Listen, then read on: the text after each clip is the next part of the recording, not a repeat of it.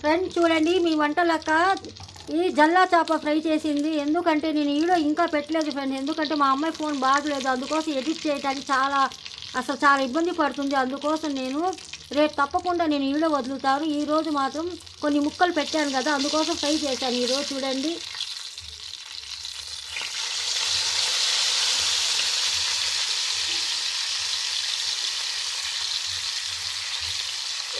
చాలా సూపర్గా చేశాను. చూడండి ఫ్రెండ్, ఈ జల్లా చేప ఫ్రై కూడా చాలా బాగుంటుంది. నేను చాలాసార్లు చేసి ఉన్నాను.